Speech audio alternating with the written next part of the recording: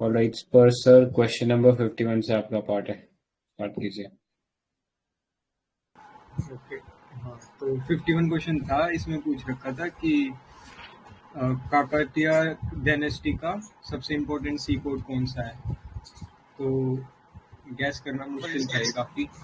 मोटुपल्ली है ये। और फिर हम इसमें देख लेते हैं काकतीय डायनेस्टी। इनकी जो ये आई थी 12th सेंचुरी से 14th सेंचुरी, और मेनली ये तेलंगाना आंध्र प्रदेश वाले रीजन में थे, और कैपिटल थी वारंगल। मतलब पहले उसे ओरुगल्लू बोलते थे, अब उसको वारंगल बोलते हैं। और पहला इनका जो किंग था ये था प्रोला 1, लेकिन मतलब जो मेन किंग जिसने शुरू की थी इंडिपेंडेंट रूलर था वो था प्रोला 2।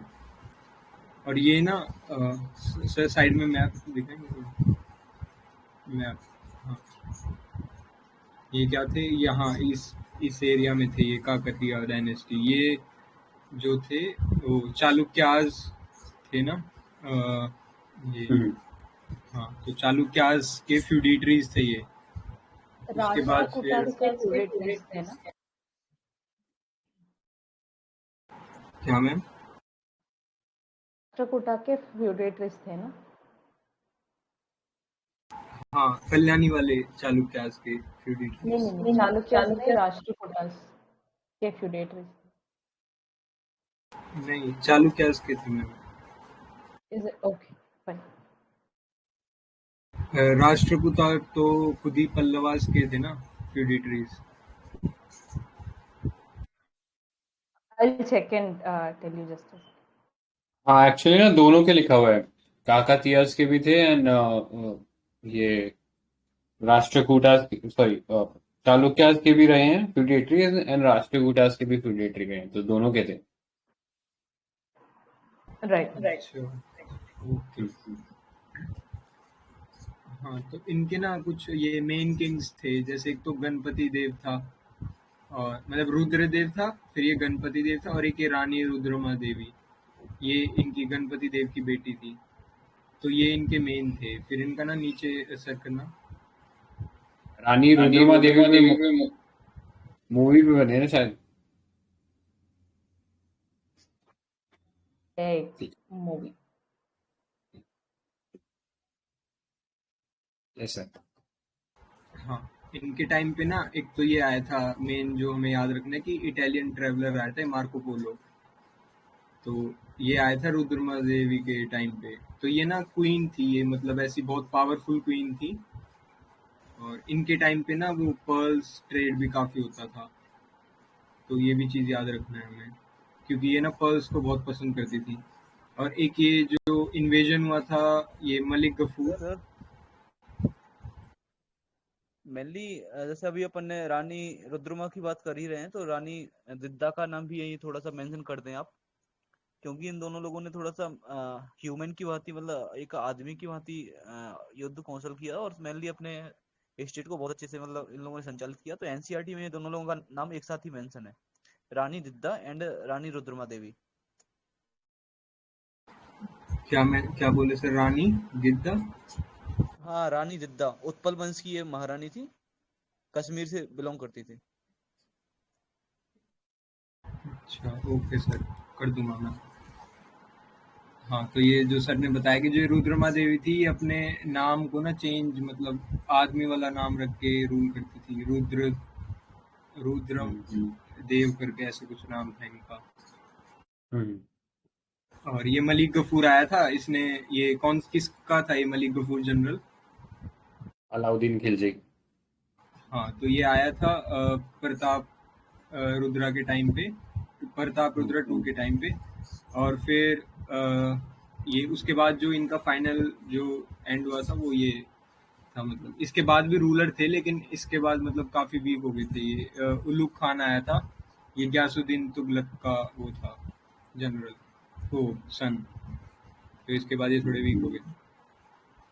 इसमें एक चीज ये भी है कि हरिहरा बुक का जो हम पढ़ते हैं ना, कि जिन्होंने विजयनगर किंगडम एस्टैब्लिश किया था, वो पहले वारंगल किंगडम के अंडर ही वो लोग वर्क कर रहे थे। बट जब ये उलुग खान और इनका इन्वेजन हुआ, तो फिर उन लोगों को वो इस्लाम में कन्वर्ट करा दिया गया, बाद में वो वापस रिकन्वर्ट हुए हिंदुइज्म में।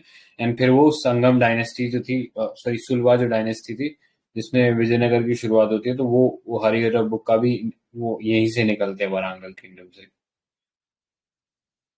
राइट। और कुछ हाँ, ये साइड में इनका ना वो ये मेन जो चीज़ें हैं कि एक तो ये जो पक्खल लेक थी ये गणपति देव ने बनवाई थी, और इन्हीं का ही वो वाला जो वो था ना रमप्पा टेम्पल है जो अभी यूनेस्को वर्ल्ड हेरिटेज साइट है, वो भी इन्हीं का था। और एक ये याद रखना, हाँ मतलब कोहिनूर डायमंड सबसे पहले इनके टाइम पे ही एक कोल्लूर जो माइंस थी यहाँ से मिला था, कृष्णा रिवर्स के पास से, और फिर बाद में वो ब्रिटिश के पास चला गया।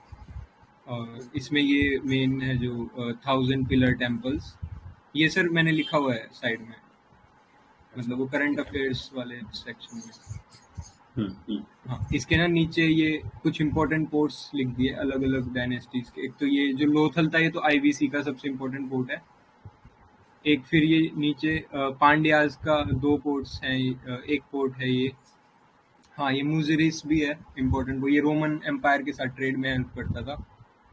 और फिर ये भरूच, ये भी इम्पोर्टेंट है, ये गुप्ता, ये उनका है, गुप्तास का या पांड्यास का है। हाँ, ये मतलब इनके लिख दिए, पोस्ट मॉरियंस का है, मुजिरिस, कल्याण और भरूच, सोपारा, ये पोस्ट मॉरियन पीरियड के पोर्ट्स हैं। कुहार, कविरीपट्टनम ये कुछ ओलाज के हैं, और ये कयालीपट्टनम पांड्यास का।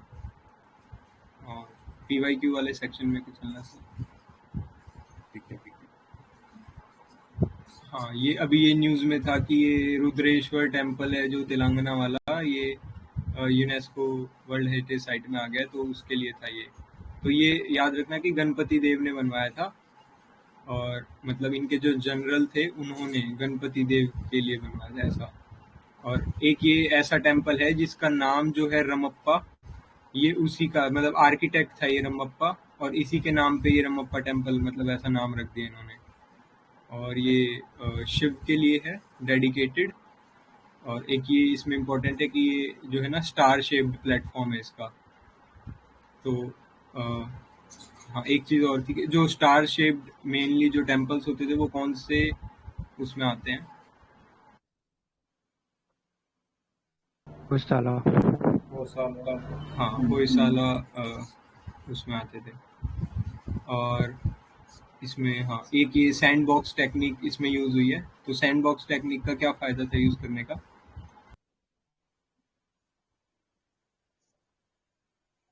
क्या फायदा था? अर्थक्वेक्स हाँ, वगैरह से बच करने के लिए। ये अर्थक्वेक से बचा मेनली सर अर्थक्वेक के लिए होता है मेनली सर, इसमें से गम वगैरह का मिक्स करके जो इसका न्यू होता है उसमें मिक्सअप करके मिलाया जाता है। उसमें जैगरी एंड बाकी चीजें मिक्स करी जाती थी हाँ उसके बाद। हाँ करेक्ट, मतलब ये जो सैंड था ना ये एब्जॉर्ब कर लेता था अर्थक्वेक की जो वेव्स होती थी, तो ये मतलब अर्थक्वेक प्रूफ टाइप बनाते थे। और इसको यूरोपियन ट्रैवलर्स ने ये भी बोला है brightest star in the Galaxy. Question काम करता था वो। हाँ यस मैम। और ये brightest star in the Galaxy भी बोला है इसे। अच्छा, ये जो PYQ की ना 2 स्टेटमेंट है ये याद रखना, क्योंकि जो ये थे अपने ईस्टर्न चालुक्याज वेंगी वाले, और इनका जो फाउंडर था ये था विष्णुवर्धन। ये जो वेंगी वाले चालुक्याज थे ये कहाँ से अलग होके बने थे? बादामी चालुक्य से लोगों के। हाँ, तो पहले बादामी वाले चालुक्याज थे, फिर वो इसमें कल्याणी वाले में बदल गए, और फिर जो इस साइड दूसरी साइड आ गए वो वेंगी हो गए। अच्छा, ये वाली जो स्टेटमेंट थी अभी 2020 में आई थी या 19 में आई थी कि घंटाशाला, कदूरा और चावल ये क्या है, मतलब ऐसा नाम दिया था कि गुप्ता एम्पायर से रिलेटेड है और ये क्या है, तो उसमें 4 ऑप्शन दे रखे थे, तो ये फोर्ट्स के नाम है गुप्ता पीरियड के। तो ये चीज़ याद रखना, मतलब इस टाइप से ऐसे पूछ सकते हैं, कोई भी 4 नाम दे देंगे फिर पूछ लेंगे कि ये क्या है। जैसे ये मुजिरिस है, भरूच है, तो ऐसा पूछ सकते हैं कि ये किस चीज़ के नाम है, तो याद रखना कि फोर्ट्स के नाम है। तो पोर्ट्स काफ़ी इम्पोर्टेंट होते हैं। राइट। हाँ, और किसी को कुछ ऐड करना? और एक और चीज़ थी कि जो ये चालुक्याज वो काकतीयाज बने थे, इनके साथ ही वो यादव्स भी थे इनके, मतलब कंटेम्परेरी।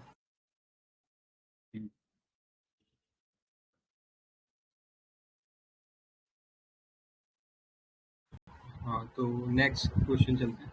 नेक्स्ट क्वेश्चन था ग्लोबल क्लाइमेट चेंज अलायंस।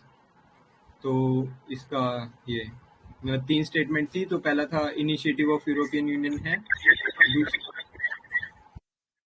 एक मिनट, ये जो माजुलीपट्टनम अभी पोर्ट देख रहे थे ना, तो बस एक चीज बोलना था, ये माजुलीपट्टनम ब्रिटिश और डच की फर्स्ट फैक्ट्री वहां स्टैब्लिश की गई थी। तो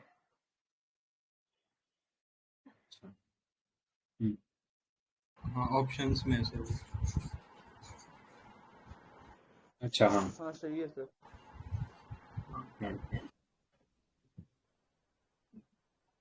हाँ, तो ये 3 स्टेटमेंट थी इसमें। तो पहली 2 स्टेटमेंट सही थी। हाँ, मैं ऐसा भी लग सकता था कि पहली स्टेटमेंट गलत हो सकती है, लेकिन इसमें थर्ड स्टेटमेंट गलत थी। और मतलब एक चीज़ याद रखना कि यूरोपियन यूनियन है, तो इसमें अब 2 हो गए ना इसके, जैसे ग्लोबल क्लाइमेट चेंज अलायंस और एक वो ग्लोबल गेटवे इनिशिएटिव, वो इंफ्रास्ट्रक्चर से रिलेटेड है। तो याद रखना कि इन दोनों के आगे ग्लोबल है, तो ये यूरोपियन यूनियन के है। मतलब हम ऐसे याद रख सकते हैं अगर आगे इन दोनों में से कुछ आता है तो ये नीचे थर्ड वाली स्टेटमेंट किसी काम की नहीं थी हमारे।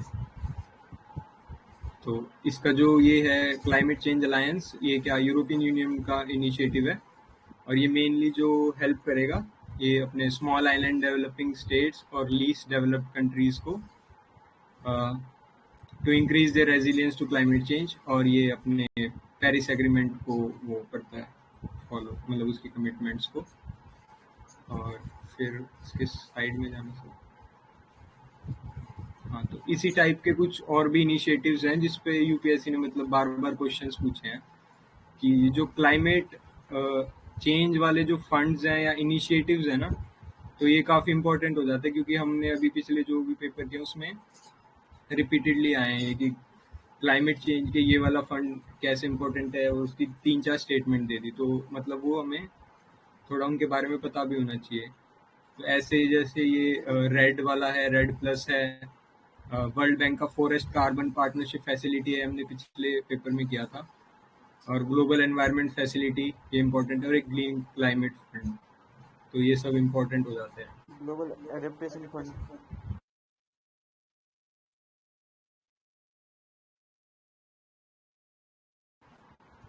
कुछ कह रहे सर?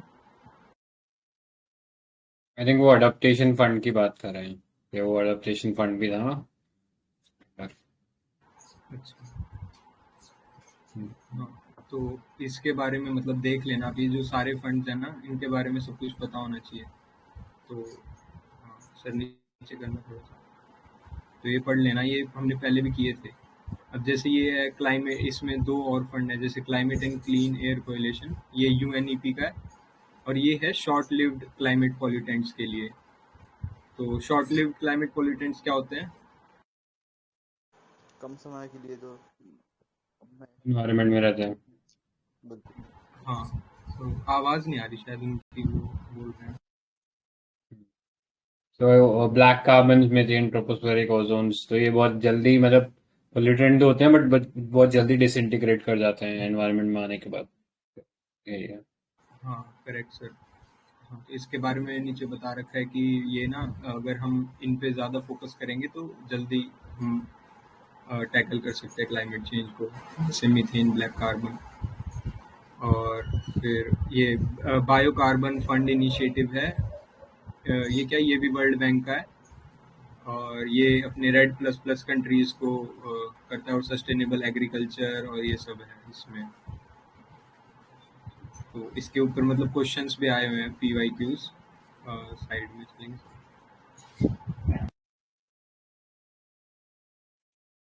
हाँ, तो पहला तो यही था फॉरेस्ट कार्बन फैसिलिटी वाला, ये हमने पहले देखा था कि पहली स्टेटमेंट थी इसमें कि global partnership of government, business, civil societies. तो हाँ, ये ट्रू है। और जो इसमें सेकंड स्टेटमेंट थी ना, इसमें ऐसा कुछ प्रोविजन नहीं था कि ये फाइनेंशियल एड प्रोवाइड करेगा किसी यूनिवर्सिटीज़ को और इंडिविजुअल साइंटिस्ट को, ये सब। और अपनी थर्ड स्टेटमेंट थी, ये भी करेक्ट थी कि it assist the countries in their RED++ efforts by providing them financial and technical assistance। तो इसमें 1 और 3 ठीक हो जाती। और फिर ये था बायो कार्बन इनिशिएटिव वाला, जिस फॉर सस्टेनेबल फॉरेस्ट लैंडस्केप। तो ये किसका इनिशिएटिव था? तो अभी हमने देखा था कि ये वर्ल्ड बैंक का इनिशिएटिव था। और अपना तीसरा था ये, इनमें से कौन सा स्टेटमेंट ट्रू है? वो RED+ के लिए तो protection of biodiversity, resilience of forest ecosystem और पॉवर्टी रिडक्शन। तो इसमें तो तीनों ही स्टेटमेंट ठीक थी।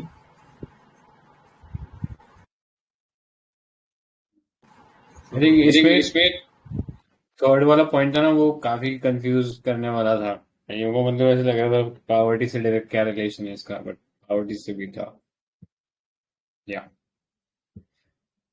और किसी को कुछ ऐड करना है इसमें?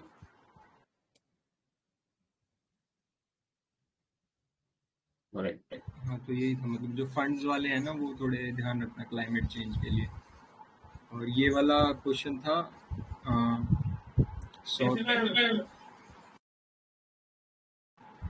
स्वतंत्रिका और समतिया, ये जैनिज्म के सेक्ट्स हैं।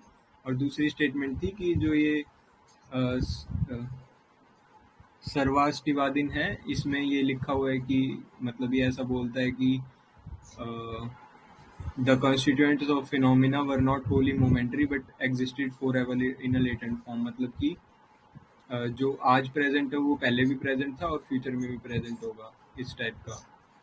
तो जो ये वाली चीज़ है ना कि जो आज प्रेजेंट है वो पहले भी प्रेजेंट था और आगे भी प्रेजेंट होगा, ये मतलब मेनली जो बुद्धिस्ट फिलॉसफी से रिलेटेड है।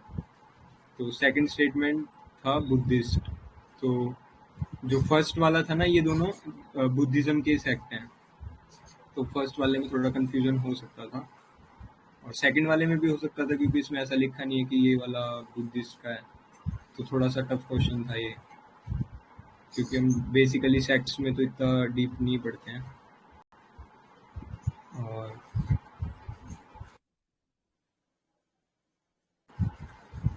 हाँ, ऐसा याद रखना। फिर ये मतलब थोड़ा डिफरेंस दे दिया मैंने इसमें कि दिगंबर, श्वेतांबर, ये तो दोनों जैनिज्म के हैं। और फिर उनके सेक्ट्स हैं ये नीचे,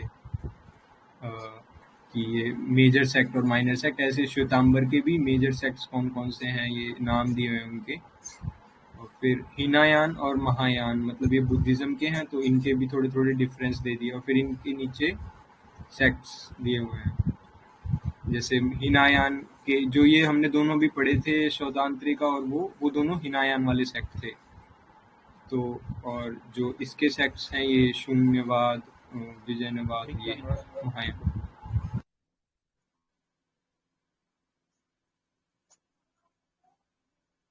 हाँ, तो बुद्धिज्म जैनिज्म बहुत फेवरेट टॉपिक है, तो इसमें भी PYQs। थेरवाद। आपकी आवाज थोड़ी स्लो आ रही है सर। थेरवाद बोला सर मैंने, थेरवाद।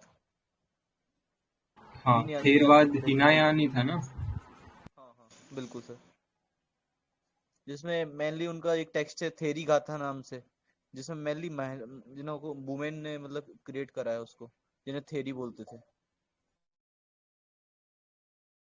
ओके सर, मैं कर दूंगा ये थेरवाद भी।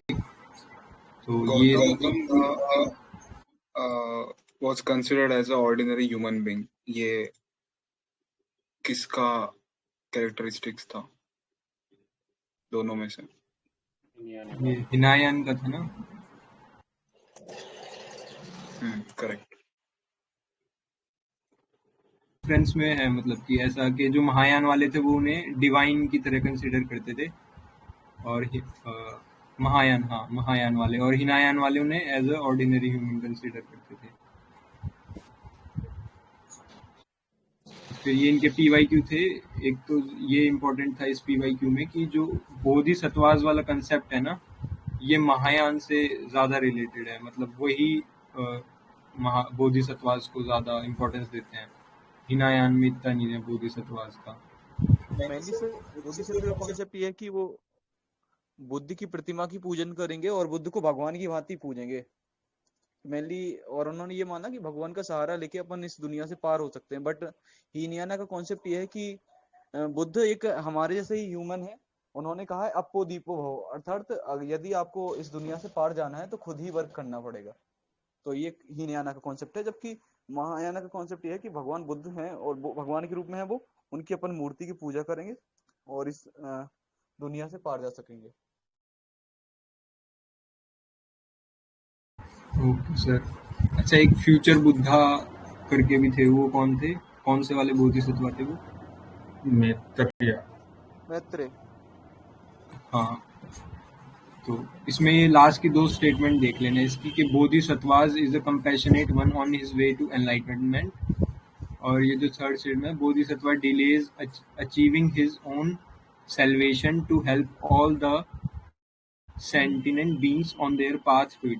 तो ये भी एक वो था इनमें डिफरेंस कि जो महायान वाले थे ना, वो कहते थे कि पहले औरों की मदद करो फिर सेल्वेशन लो, मतलब। लेकिन जो हिनायान वाले थे वो कहते थे पहले खुद लो फिर तुम औरों की मदद कर पाओगे।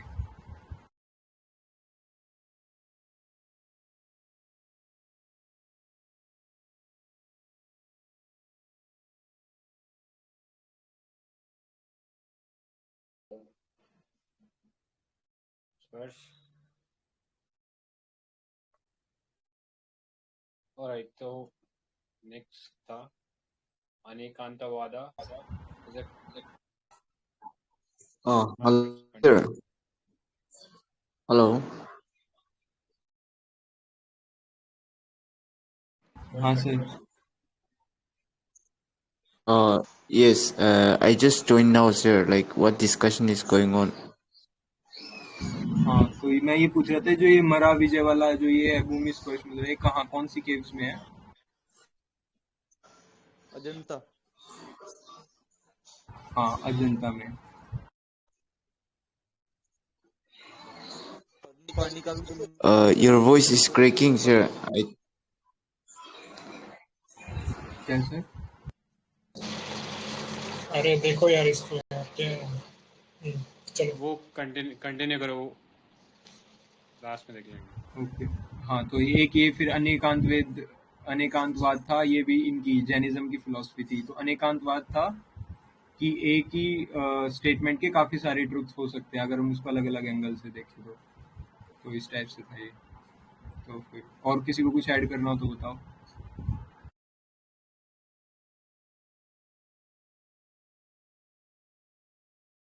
हाँ, तो देख लेना, मतलब बुद्धिज्म जैनिज्म काफी इम्पोर्टेंट रहता है। तो अगेन थोड़ा एक प्रोमिनेंट सा थीम हो जाता है। हाँ, तो ये है। अगला क्वेश्चन है मेडिटेरियन सी के बॉर्डर कंट्रीज क्या हैं? तो हमने पहले भी देखे थे, मतलब बॉर्डर कंट्रीज काफ़ी ज़्यादा पूछते हैं वो, तो ये चीज़ भी याद रखना। और इसमें जो करेक्ट आंसर है वो लेबनान और सीरिया। तो इसमें भी ट्रिक बताई थी सर ने कि मेल टाइगर ऐसे करके, तो वो याद रखना। अच्छा, इनमें से अगर एक क्वेश्चन पूछूं मैं कि इन जो ये चार ऑप्शन दे रखे, जॉर्डन, इराक, लेबनान और सीरिया, तो इनमें से कौन सी लैंडलॉक्ड कंट्री है? तो क्या होगा आंसर? जॉर्डन है ना? नहीं सर, कोई सी भी नहीं है लैंडलॉक्ड। जॉर्डन तो नहीं है। जॉर्डन है सर शायद। नहीं सर, हाँ, जो इसका ना जॉर्डन का एक इम्पोर्टेंट पोर्ट है अकाबा पोर्ट, वो रेड सी में आके मिलता है, मतलब रेड सी में है वो इसमें दे नहीं रखा, थोड़ा पीछे रह गया। हाँ, यहाँ नीचे। तो वो याद रखना कि वो अकाबा पोर्ट है ना, वो बहुत इम्पोर्टेंट है, वो रेड सी में आता है वो। तो इनमें से कोई सी भी लैंडलॉक्ड है नहीं। न्यूज में भी रहा ना सर अकाबा पोर्ट वगैरह। हाँ, वो न्यूज में भी बहुत रहता है। अभी वो सर शिप भी फंस गया था।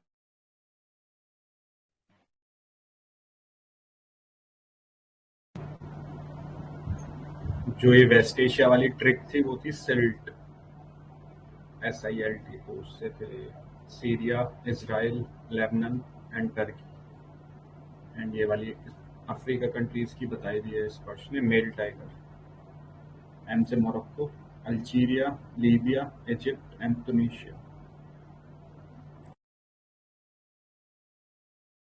हाँ सर, वो एक अकाबा पोर्ट आप यहाँ पर लिख देंगे, अकाबा पोर्ट, रेड सी। और जो इससे अलग थे, जैसे अभी वो सी ऑफ एजोव और ब्लैक सी, ये सब जो न्यूज़ में चल रहे थे ना, उनके लिए हमने 2016 में वो मैप्स डाल दिए थे उन सब के लिए। मतलब रेड सी का भी डाल दिया था और ब्लैक सी का भी डाल दिया था, सबका डाल दिया था। तो वो फिर दोबारा से अब ये मेडिटेरियन सी पे आ गया, उस टाइम किसी और सी पे था ये। तो ये भी इम्पोर्टेंट चीज़ है कि कौन सी कंट्रीज बॉर्डर कर रही हैं, इक्वेटर कहाँ से पास कर रही है, इस टाइप के क्वेश्चंस। तो और किसी को कुछ ऐड करना है इसमें?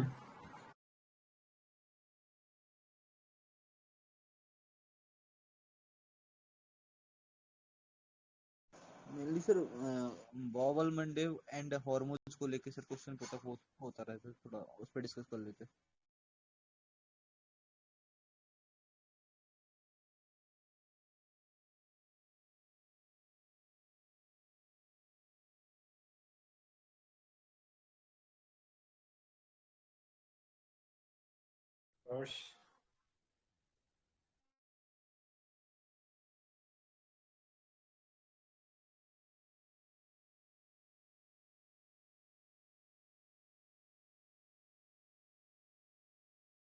हेलो, हाँ आ रही है आवाज़? आ रही है।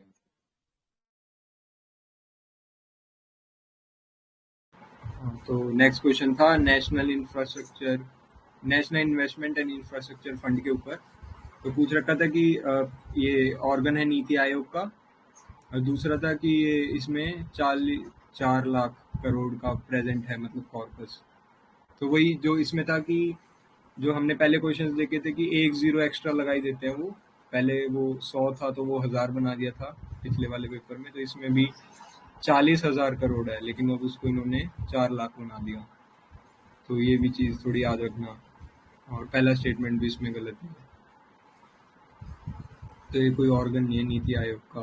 तो जो NIFF है ना, ये बना था अभी 2015 के आसपास, और ये बना था वो NPAs से फाइट करने के लिए। मतलब NPAs काफ़ी ज़्यादा हो रहे थे, तो उससे फाइट करने के लिए नहीं, सॉरी।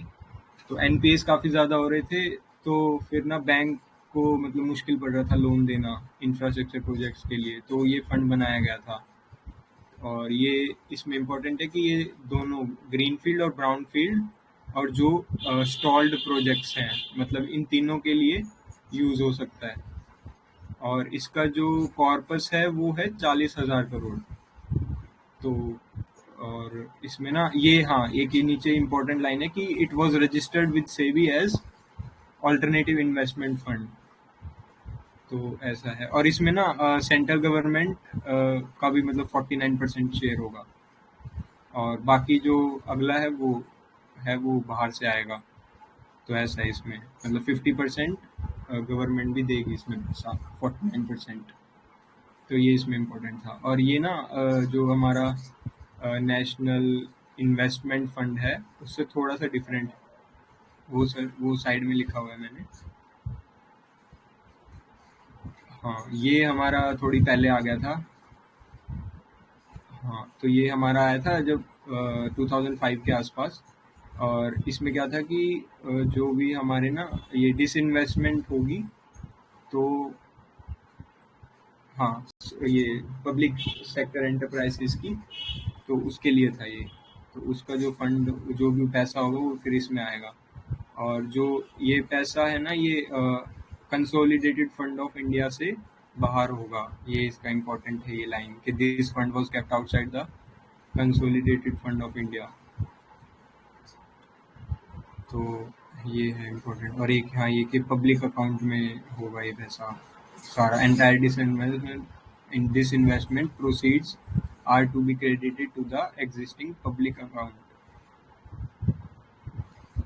फिर ये ना इसी से रिलेटेड ये अपना मतलब थोड़ा ज़्यादा रिलेटेड नहीं है, थोड़ा सा रिलेटेड है कि नेशनल मोनेटाइजेशन पाइपलाइन आए अपने, और ये सिर्फ ब्राउनफील्ड प्रोजेक्ट्स के लिए है। ये नेशनल मोनेटाइजेशन पाइपलाइन और एक है नेशनल इंफ्रास्ट्रक्चर पाइपलाइन।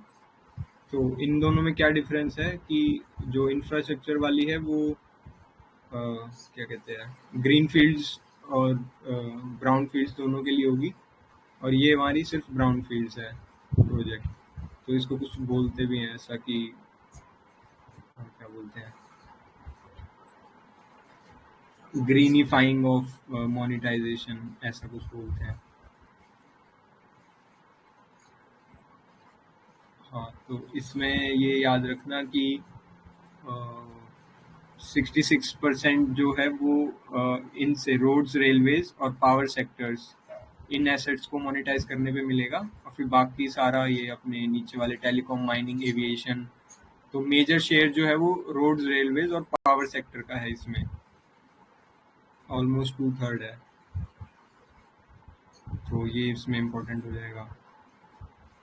और फिर नीचे ना इसमें थोड़ा जो नेशनल मोनेटाइजेशन पाइपलाइन है उसके बारे में बताया हुआ है कि ये इसको थोड़ा सा कॉम्प्लीमेंट कर देगा।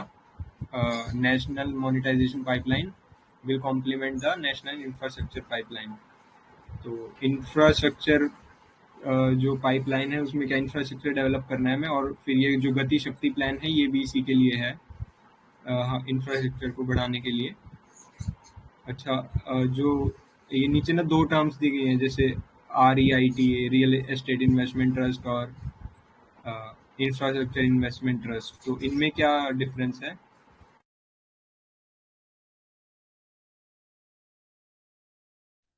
राइट्स में जो पैसा है वो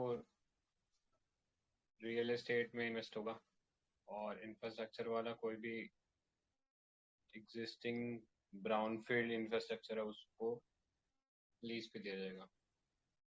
हाँ सर, करेक्ट। जो रियल एस्टेट वाला है ना ये सिर्फ रियल एस्टेट के लिए है, और जो इंफ्रास्ट्रक्चर वाला है ये सब रोड्स, रेलवेज, मतलब हर चीज़ में आ जाएंगे इसमें। तो ये थोड़ा सा एडवांस वर्जन है इसका, रियल एस्टेट वाले का ही, इनविट्स। और फिर ये वही PPP मॉडल पे वर्क करते हैं, और वो सब है, वो फिर GS3 का पार्ट हो जाएगा। तो ये थोड़ा इम्पोर्टेंट है, ये अभी करंट अफेयर से भी रिलेटेड है ये सब, तो इम्पोर्टेंट हो जाते हैं। इन दोनों फंड्स को RBI रेगुलेट करेगा, एंड ये भी ऑल्टरनेटिव इन्वेस्टमेंट फंड है। Okay sir. एक स्टेटमेंट है अबाउट दिस NIIF, तो it is India's first sovereign wealth fund. हाँ करेक्ट है सर। यही कॉन्टेक्स्ट था क्वेश्चन का, एक्चुअली 2017 में ही बना था ये NIIF। तो कोई शॉर्ट में बता सकता है क्या है इंडिया सोवरिन वेल्थ फंड क्या है?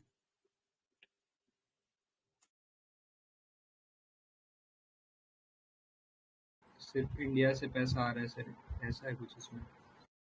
मतलब इसमें बाकी जो सॉवरेन वेल्थ फंड है बाहर वाले, वो इंडिया के इस फंड में इन्वेस्ट कर सकते।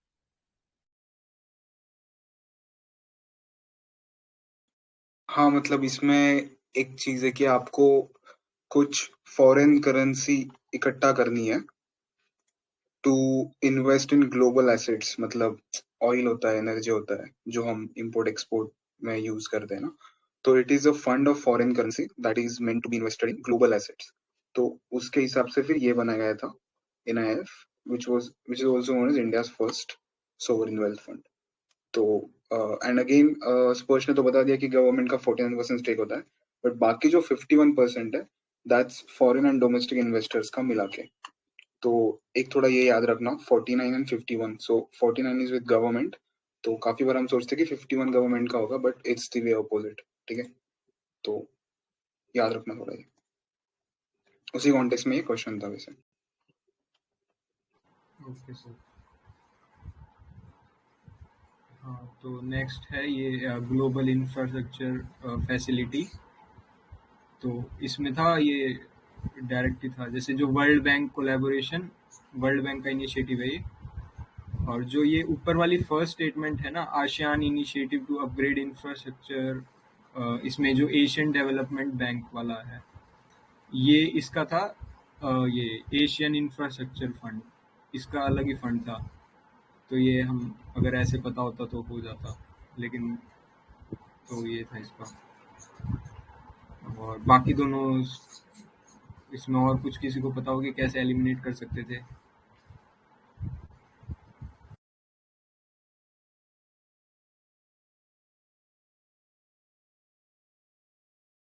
ओके, हाँ, तो इसमें जो GIF है इसके बारे में है कि भाई ये वर्ल्ड बैंक का वो है इनिशिएटिव, और ये PPP मॉडल यूज़ कर रहा है, और इसमें तो ये इम्पोर्टेंट है। और ग्लोबली ये मतलब इंफ्रास्ट्रक्चर पे लोन्स देंगे। और हाँ, ये जो था ना फर्स्ट स्टेटमेंट, वो ये था कि आसियान इंफ्रास्ट्रक्चर फंड, तो वो है ये एशियन डेवलपमेंट बैंक का, तो वो सिर्फ है आसियान रीजन के लिए। और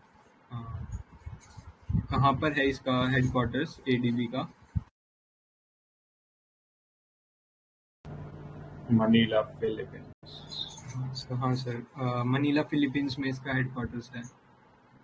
तो नीचे जो फिर वो फोर्थ स्टेटमेंट थी ना, उसका ऑप्शन था ये UNCTAD conference on trade and development, तो इसके बारे में बताया हुआ है कि ये 1964 में था, यूनाइटेड नेशंस का ऑर्गन है ये, और हेडक्वार्टर्स है जिनेवा स्विट्जरलैंड, और इंडिया मेंबर है। और फिर यही है इसका। फिर इसकी ना नीचे रिपोर्ट्स दी हुई हैं कुछ जो ये पब्लिश करते हैं UNCTAD।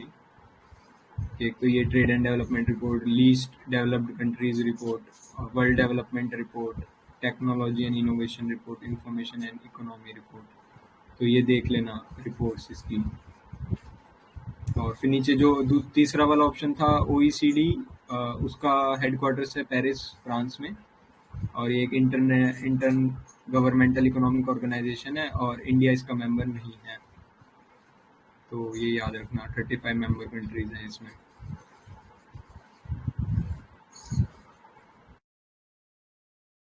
और किसी को कुछ इसमें बताना है तो ऑर्गेनाइजेशंस तो हमेशा से इम्पोर्टेंट ही रही हैं, तो आगे भी इनका आ ही सकते हैं ऐसे क्वेश्चंस।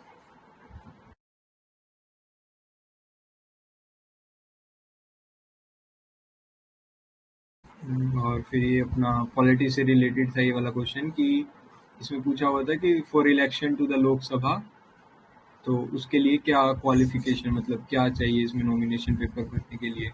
तो था anyone resident in India, resident any citizen of India, और resident of the constituency from which election to be contested.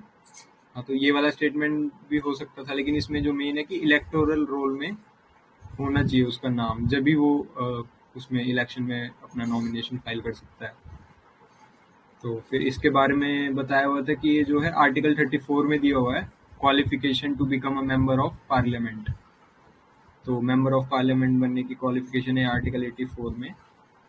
और फिर रिप्रेजेंटेशन RPA में भी दी हुई है ये, लेकिन जो पहले कॉन्स्टिट्यूशन वाली देख लेते कि सिटीजन होना चाहिए इंडिया का, और must subscribe for oath and affirmations, और राज्यसभा के लिए 30 साल से कम होनी चाहिए एज, मतलब 30 साल होनी चाहिए, और इसमें लोकसभा में 25, और must possess other qualifications prescribed by the parliament.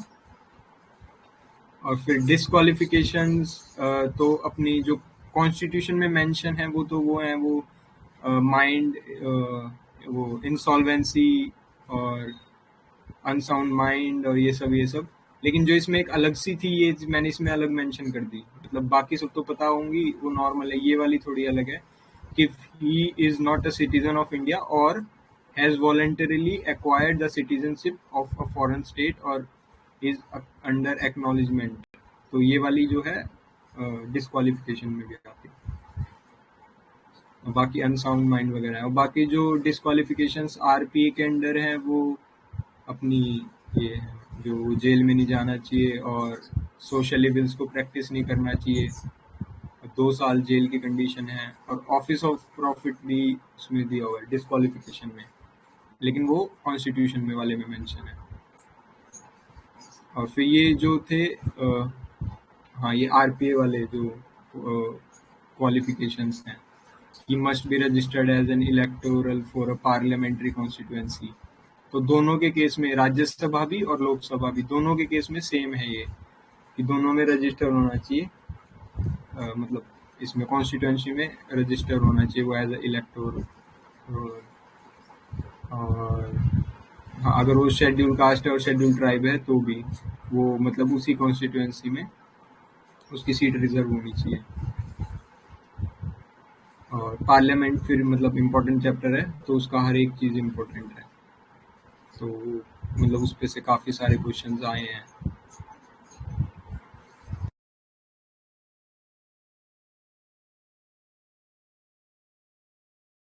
Disqualification की पावर किसके पास है?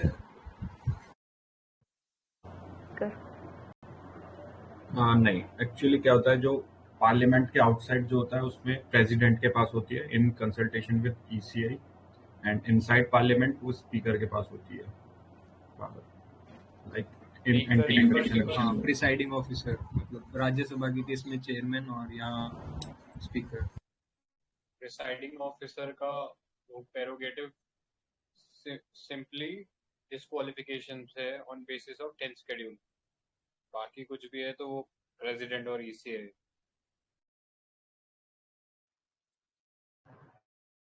Okay sir. और सर एक स्टेट है लाइक कि जो डिसीजन होता है प्रिसाइडिंग ऑफिसर का, उसके लिए जुडिशियल रिव्यू अवेलेबल नहीं होता है। क्या क्या रिपीट करना एक बार तो?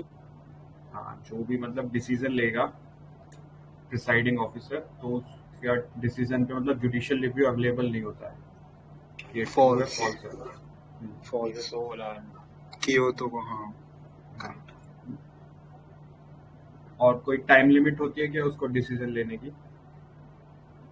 टाइम लिमिट नहीं होती है, but high court can order कि आप इतने इतने वीक्स में डिसीजन लो, otherwise we have to step in and then वो जुडिशियल एक्टिविज्म वाला पार्ट। नहीं, हाई कोर्ट ने कोई टाइम नहीं देता, वो सिर्फ ये बोलता है रीजनेबल टाइम के बाद हम दे सकते हैं, तो हाँ, डिफाइन मतलब एक केस था कि जब 4 वीक्स का टाइम दिया था प्रिसाइडिंग ऑफिसर को कोई स्टेट के, बट उसने वो भी फॉलो नहीं करा था, देन हाई कोर्ट भी मतलब stepped out of the picture.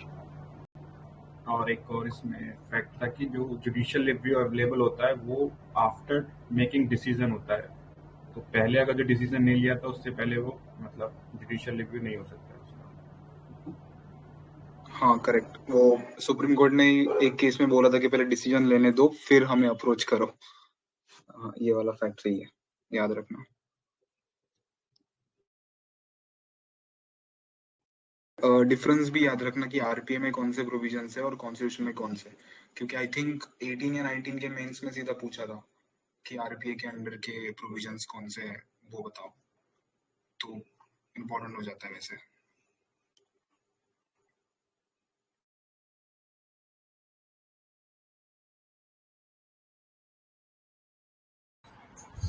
हाँ, तो आगे चलते हैं। फिर ये अगला क्वेश्चन था कि हिमालयाज कितनी स्टेट्स में है, वेस्टर्न घाट्स कितने में है और पुलिकट लेक कितने में है। तो पहले दो स्टेटमेंट गलत थे, क्योंकि जो पहला स्टेटमेंट है उसमें 13 है आंसर, पहले 12 था, फिर जम्मू कश्मीर हो गया तो अब 13 हो गया, मतलब स्टेट्स प्लस यूनियन टेरिटरीज को मिलाकर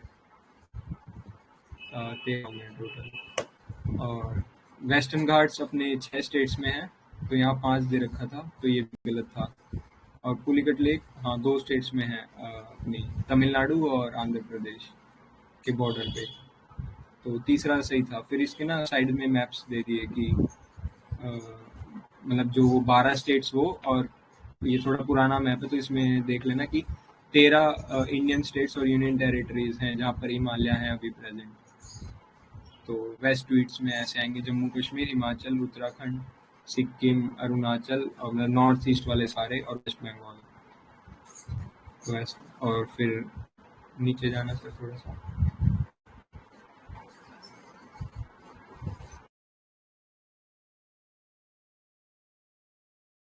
हेलो, ऑडियो आ रहा है। हेलो हाँ बोलो सर, ऑडियो आ रहा है।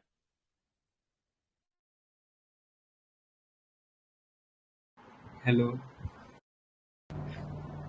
ऑडियो Joker, आ your रहा है audio. स्पर्श।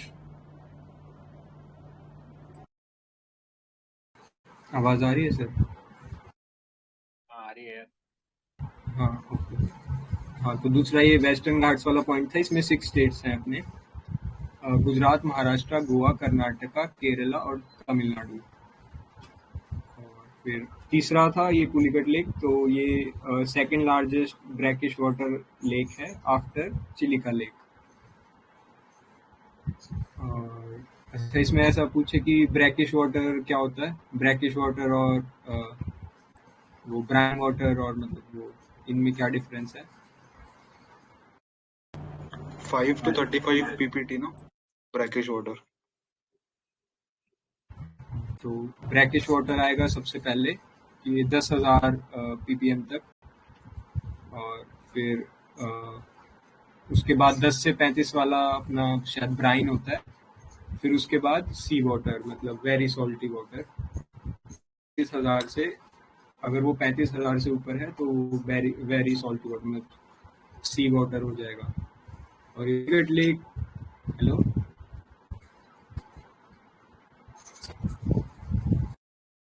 हाँ, और जो पुलिकट लेक है वो बर्ड्स के लिए फेमस है। और यहाँ पर एक ये एनुअल फ्लैमिंगो फेस्टिवल भी होता है हर, तो इसलिए भी थोड़ा इम्पोर्टेंट है ये। और साइड में चलेंगे सर।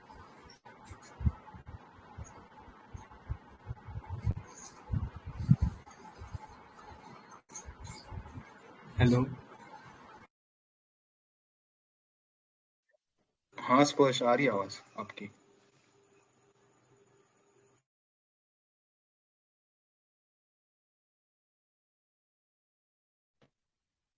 तो वो देख लो, eastern Ghat passes through 5 states: Odisha, Andhra, Telangana, Karnataka and Tamil Nadu. And कल हाईएस्ट पीक भी देखी थी इस रीजन में, जो याद है? Gada. In which state? Odisha. सो ये मैप देख वेस्टर्न लेना। घाट्स का हाईएस्ट पीक पता है क्या? अनाईमुड़ी। अनाईमुड़ी। तो ये मैप देख लो। सेकंड दो द बिट। तो मैप देख लो, ये नॉर्थ से वेस्ट, सॉरी नॉर्थ से साउथ लेक का ओरिएंटेशन है। तो Wular in Jammu Kashmir, Sambhar in Rajasthan, Chilika in Orissa, Kolleru in Andhra and Pulicat in Andhra and Tamil Nadu. तो पहले भी हमने डिस्कस किया है कि कोलेरू यहाँ एक इम्पॉर्टेंट बर्ड सेंचुरी है, जिसका नाम याद है?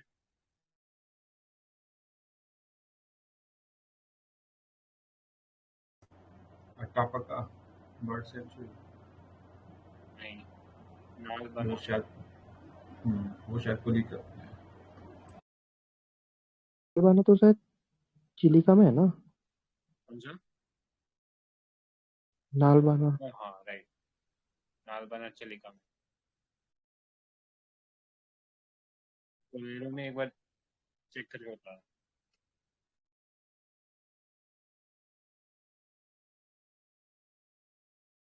ठीक है फिर। हाँ, तो ये ईस्टर्न घाट्स वाले स्टेट्स हैं ये।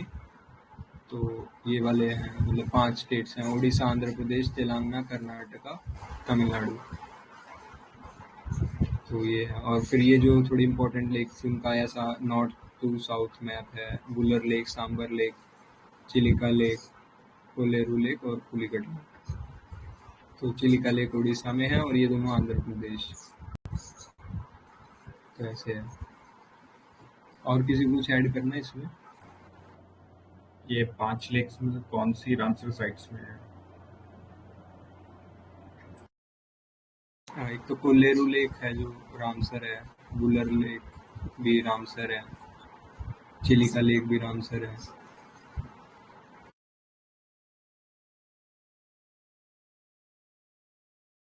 सारे है ना रामसर। आई थिंक पुलिकत नहीं है। हाँ, पुलिकट नहीं है सर। कुल्लेरू है, चिलिका और गुल्लर तो है। सांबर भी है। हाँ, सांबर भी है। हाँ, तो 4 होगी, मतलब एक नहीं है पुलिकट। तमिलनाडु में से भी एक ही है ना रामसर साइट। आंध्र प्रदेश से तो सिर्फ एक ही है कुल्लेरू। तमिलनाडु से से वही है ना, पॉइंट कैलिमर के कैरेक्टरिस्टिक है, कोई बताएगा? मतलब फॉरेस्ट से रिलेटेड है वो कैरेक्टरिस्टिक। वहाँ स्पेशल टाइप का एक फॉरेस्ट मिलता है, ड्राई एवरग्रीन। राइट।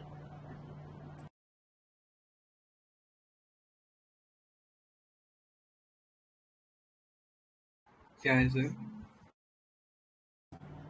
वहाँ पे ड्राई एवरग्रीन फॉरेस्ट मिलता है। पूरे इंडिया का वही रीजन है, वहाँ पे ये मिलता है। Okay sir. नेक्स्ट क्वेश्चन था बायोलॉजिकल ऑक्सीजन डिमांड। तो इसका आंसर था ये पॉल्यूशन ऐसे इन एक्वेटिक इकोसिस्टम्स। तो डिजॉल्व ऑक्सीजन होती है हमारी एक पानी के अंदर। उसका क्या मतलब होता है कि कितना ऑक्सीजन हमारे पानी में प्रेजेंट है। तो मतलब ऐसा है कि presence of organic and inorganic waste in water decreases the dissolve oxygen content. तो मतलब कितनी ऑक्सीजन प्रेजेंट है वो डिपेंड करती है हमारे ऑर्गेनिक और इनऑर्गेनिक वेस्ट के ऊपर। तो उसी से रिलेटेड ये 2 टर्म्स आती है, बीओडी और सीओडी, बायोलॉजिकल ऑक्सीजन डिमांड और केमिकल ऑक्सीजन डिमांड। तो बायोलॉजिकल जो ऑक्सीजन डिमांड है, इसमें क्या होता है कि जो हमारा बायो डिग्रेडेबल जो मटेरियल है जो पानी के अंदर है, उसको डिकम्पोज करने के लिए कितने अमाउंट ऑफ ऑक्सीजन चाहिए बैक्टीरिया को। तो वो जो ऑक्सीजन की डिमांड है ना, उससे पता चलता है कि कितना ज़्यादा वेस्ट मटेरियल हमारे पानी में प्रेजेंट होगा। जितनी ज़्यादा ऑक्सीजन डिमांड मतलब उतना ज़्यादा वेस्ट मटेरियल प्रेजेंट होगा, और जितनी ज़्यादा ऑक्सीजन डिमांड होगी मतलब डिजॉल्व ऑक्सीजन उतनी ही कम होगी। तो ये चीज़ इसमें इम्पोर्टेंट है कि higher the value of BOD indicates low dissolve oxygen content of water. जो सीओडी है और बीओडी है, इसमें एक डिफरेंस है कि ये तो दोनों मतलब बायोडिग्रेडेबल, जो बीओडी है वो तो सिर्फ बायोडिग्रेडेबल मटेरियल्स के लिए है, और जो सीओडी है वो बायोडिग्रेडेबल और नॉन बायोडिग्रेडेबल दोनों के लिए है। और एक और डिफरेंस है कि ये थोड़े नेचुरल मतलब जो एरोबिक जो वो होते हैं ना हमारे ऑर्गेनिजम्स, उससे वो परफॉर्म करते हैं बीओडी को, और जो सीओडी है वो थोड़े केमिकली जो आते हैं ना। हाँ, नीचे इनका डिफरेंस भी है कि, और एक ये इम्पोर्टेंट है कि बीओडी मतलब इनकी थोड़ी कम वैल्यू होती है बीओडी की, क्योंकि इसमें सिर्फ बायोडिग्रेडेबल का यूज़ करते हैं हम, कि बायोडिग्रेडेबल में जितनी ऑक्सीजन डिमांड होगी सिर्फ वही काउंट होगा, तो नॉन बायोडिग्रेडेबल वाले की नहीं होगी काउंट। तो इसलिए ये थोड़ा कम पॉल्यूशन जो हमारा वो है ना मेज़र करने का तरीका, तो उसमें थोड़ा सा ये मतलब डिफ़िकल्ट होता है बीओडी से कैलकुलेट करना उसमें, क्योंकि एक्यूरेट नहीं आता इतना। लेकिन सीओडी में वो थोड़ा हम एक्यूरेटली कर पाते कि हाँ कितना पॉल्यूशन कंटेंट है इसमें। तो ये इसमें मेन डिफरेंस है। और 2-3 स्टेटमेंट्स दे रखी थी मैंने, साइड में दी होंगी शायद। हाँ, ऊपर से ऊपर, हाँ ऊपर तो ये केमिकल ऑक्सीजन डिमांड है, इसके नीचे ये 2-3 स्टेटमेंट्स है जैसे इम्पोर्टेंट है कि एक तो अगर वाटर का टेम्परेचर इंक्रीज होगा तो भी जो डिजॉल्व ऑक्सीजन है ना हमारा वो कम होगा। तो ये थर्मल पॉल्यूशन है, थर्मल पॉल्यूशन बोलते हैं इसे, कि अगर वाटर का टेम्परेचर इंक्रीज हो रहा है तो भी डिजॉल्व ऑक्सीजन कम होगा। और एक ये कि ऑयल अगर ऊपर वाली लेयर पे आ जाएगा तो भी ऑक्सीजन की जो वो है सप्लाई मतलब वो कट ऑफ हो जाएगी, तो उससे भी हमारा ऑक्सीजन कम हो जाएगा। अगर ऑयल स्पिल जो होता है, तो ऑयल स्पिल के लिए एक टेक्नोलॉजी भी मतलब अभी आई थी, वो क्या है? हाँ बता दिया सर ने, ऑयल जैपर। और एक ये ऐसा ये है एक्वेटिक वीड है, ये वाटर हायासिंथ, इसको हम टेरर ऑफ बंगाल भी बोलते हैं। तो ये मतलब जो यूट्रोफिक वाटर होता है ना जिसमें ज़्यादा न्यूट्रिएंट्स होते हैं, तो उसमें बहुत मतलब एविडेंटली ग्रो कर जाता है ये, तो ये हार्मफुल है इकोसिस्टम के लिए। तो जो ये क्वेश्चन था ना ये वाटर पॉल्यूशन टाइप से रिलेटेड था, तो इसमें मैंने ये थोड़े वाटर हैवी मेटल्स लिख दिए जो कि वाटर में प्रेजेंट होते हैं, तो उससे क्या क्या डिजीजेज होंगी। जैसे मरकरी है तो मीनामाटा डिजीज होगी, कैडमियम एक्सेस में है तो इटाई होगी, लेड होगा तो एनीमिया होगा, आर्सेनिक है तो ब्लैक फुट डिजीज, नाइट्रेट्स ज़्यादा है तो ब्लू बेबी सिंड्रोम, और फ्लोराइड है तो ये हार्डनिंग ऑफ बोन्स। तो इसमें शायद ऐसा स्टेटमेंट भी था कि फ्लोराइड अगर नॉर्मली भी प्रेजेंट होता है वाटर में तो वो इतना हार्मफुल नहीं है, लेकिन एक्सेस तो फ्लोराइड हार्मफुल है, क्योंकि फ्लोराइड तो हम अपने टूथपेस्ट में भी यूज़ करते हैं, तो वो इतना हार्मफुल नहीं है क्योंकि वो बहुत लो क्वांटिटी में है, लेकिन अगर उसी को हम एक्सेस में कर देंगे तो वो फिर हार्मफुल हो जाएगा। और फिर इसका एक PYQ भी है साइड में। हाँ, इसी से रिलेटेड है कि वाटर के अंदर इनमें से कौन कौन से पोल्यूटेंट्स मिलते हैं इंडिया में। तो पहला स्टेटमेंट अगर हमने वो 5-7 पढ़े होते तो हमें पता चलता कि आर्सेनिक है, फ्लोराइड है और यूरेनियम तो रेडियो एक्टिव है, तो ये भी है जो कि वाटर को पॉल्यूटेंट एज अ पॉल्यूटेंट हो सकता है। तो दो में कंफ्यूजन होता है, सोर्बिटोल और फॉर्मेल्डिहाइड। तो सोर्बिटोल तो हमें नहीं पता क्या है। अगर फॉर्मेल्डिहाइड पता होता कि वो जो हम बायो लैब में यूज़ करते थे 11th-12th में, वो जिसमें टेस्ट ट्यूब बेबीज को रखा जाता था प्रिजर्व करके और वो सब, तो थोड़ा शायद हो सकता था। और टेस्ट बेबी जो स्पेसिमेन होते थे। हाँ सॉरी, स्पेसिमेन, मतलब उसी में ऐसा एक छोटा सा बच्चा भी रखा होता था, वो मुंह से निकल गया। ये sorbitol and formaldehyde, they are not pollutants, ना? हाँ, ये दे आर नॉट पॉल्यूटेंट्स।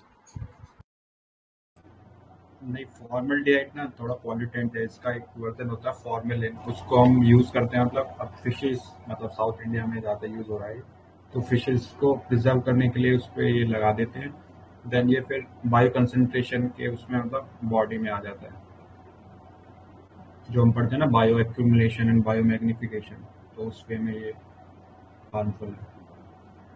अच्छा, हाँ, तो ये फॉर्मेल्डिहाइड का सर मैंने देखा था, मतलब उसमें ऐसा लिखा था कि इसका कोई ऐसा सोर्स नहीं है कि ये पॉल्यूटेंट है, लेकिन ये हो सकता है। लेकिन अभी हम इसे एग्रीकल्चर वगैरह में भी बहुत यूज़ करते, तो प्रिजर्वेशन के लिए भी यूज़ करते, तो हम इसे अभी बोल नहीं सकते कि पॉल्यूटेंट है वाटर का, ऐसा बोल रहे थे मतलब।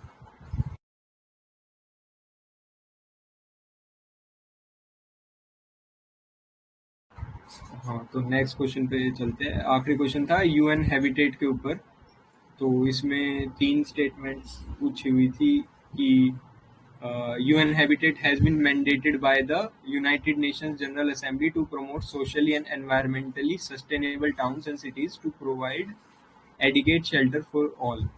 हाँ, तो ये स्टेटमेंट बिल्कुल करेक्ट था इसमें, तो ये इसके बारे में मतलब पता होना चाहिए था कि ये कैसे कैसे है इसके प्रोविजंस। इसमें दूसरा स्टेटमेंट गलत था कि it's partners are either governments और local urban body authorities only. तो इसमें हम वैसे भी अलर्ट हो सकते थे कि ओनली आ गया तो थोड़ा गलत, मतलब ऐसा अलार्मिंग था, तो वैसे भी गलत कर सकते थे अगर नहीं पता होता तो। और तीसरा था कि UN habitat contributes to overall objective of United Nations system to reduce poverty and to promote access to safe drinking water and bath sanitation. तो थर्ड स्टेटमेंट तो मतलब थोड़ा जनरल सा ही है, फर्स्ट स्टेटमेंट भी थोड़ा जनरल सा है, बस ये मैंडेटेड, हाँ थोड़ा जनरल ही है ये भी, बस सेकंड स्टेटमेंट में ओनली था तो ये थोड़ा अलग था। तो इसका आंसर था 1 और 3। तो फिर देख लेते कि UN हैबिटेट वाला जो प्रोग्राम है ये वही, इसके एक तो हेडक्वार्टर्स है नायरोबी कीनिया में, तो और कौन सी ऑर्गेनाइजेशन है जिसके नायरोबी में है हेडक्वार्टर्स? UNEP। हाँ, UNEP है। और इसके ना 2 एजेंडा थे, ये जो याद रखना कि एडुकेट शेल्टर फॉर ऑल और the development of sustainable human settlements, तो ये 2 इसके मेन एजेंडा हैं। और इसमें और तो कुछ इतना मेन नहीं था, बस वो 2 स्टेटमेंट्स मेन थी इसकी कि mandated bye United nation general assembly और फिर इसी में इंडिया का भी मतलब ऐसा एक काउंटर पार्ट है जो इसी की तरह काम करता है, वो ये है प्रधानमंत्री आवास योजना। तो ये भी हाउसिंग फॉर ऑल के इससे ऐसे ही काम करता है, और ये आता है ministry of housing and urban affairs में। फिर ये यूएन हैबिटेट का जो मतलब इसका नीचे एक थोड़ा ऐसा डायग्राम सा दिया हुआ था, ये फोटो सा, कि ये इसका हेडक्वार्टर है कीनिया में और इंडिया भी इसका मेंबर है, तो इस टाइप से दिया हुआ था। और किसी को कुछ बताना है इसमें? इसमें ना 2021 में भी क्वेश्चन आया था यूएन हैबिटेट से, मतलब कुछ अवार्ड दिया था हैदराबाद सिटी को, इस टाइप से कुछ गिवन था लास्ट में था। ट्री सिटी, क्या था? ट्री सिटी ऑफ इंडिया ऐसा करके कोई अवार्ड था क्या? हाँ, ट्री सिटी ऑफ इंडिया, तो उससे रिलेटेड यूएन हैबिटेट से क्वेश्चन आया था 2021 में। ठीक है, अच्छा, वो मैं ऐड कर दूंगा सर इसमें। और देन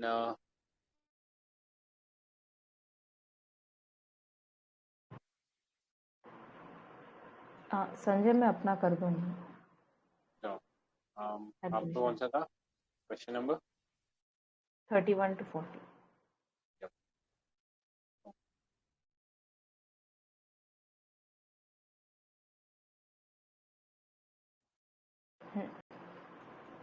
तो फर्स्ट क्वेश्चन ये जिका वायरस के बारे में है। तो इन फर्स्ट स्टेटमेंट ये है कि इन ट्रॉपिकल रीजन जिका virus disease is transmitted by the same mosquito that transmits dengue and sexual transmission of Zika virus disease is possible.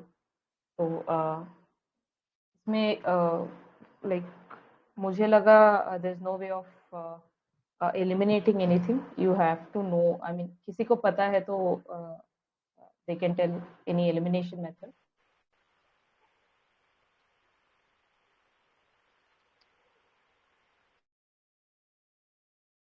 कल किसी ने बोला कि virus usually like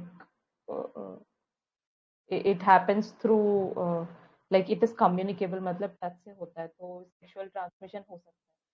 second statement सही हो सकता है, but then first statement again not no, either you know it or you don't know it. So इसमें explanation यही है, Zika virus it's mosquito borne flavivirus, and this virus is transmitted primarily by Aedes mosquito, mainly Aedes aegyptis, and this is the same mosquito that transmits dengue, chikungunya, and yellow fever.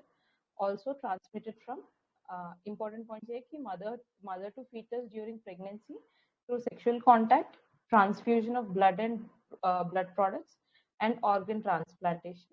And इसमें there is no medicine or vaccine for Zika, and they only treat the symptoms of this thing, and that is how they treat patients, and there is no vaccine or medicine for this. Sanjay, right scroll करना।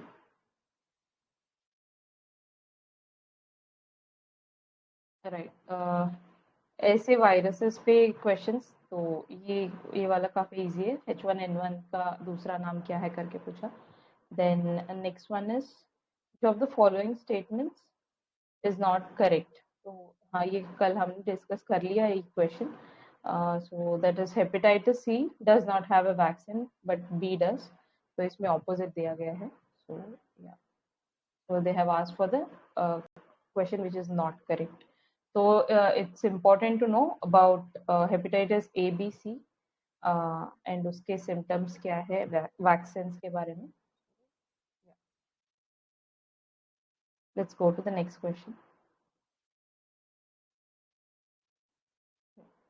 So next question is standard mark of BIS is mandatory for automotive tires and tubes, and AgMark is a quality certification mark issued by Food Agriculture Organization. So इसमें I like, even if we don't know the first statement, second statement में like AgMark FAO, like AgMark is given by it is in India. Sorry.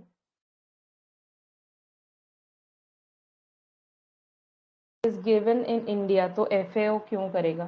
सो वो statement गलत है। And BIS हमें पता है like बहुत सारे प्रोडक्ट्स को दिया जाता है। सो एक बार देख लेते हैं क्या क्या है, which all products are given BIS। तो basically BIS is a national standards body for India. ये Department of Consumer Affairs, Department of Consumer Affairs and Ministry of Consumer Affairs के अंडर आता है। And it is established by BIS Act 2016. Then इसके under क्या क्या certifications है देख लेते हैं एक बार। थोड़ा नीचे स्क्रॉल करो संजय। हाँ, इसमें ये है like minister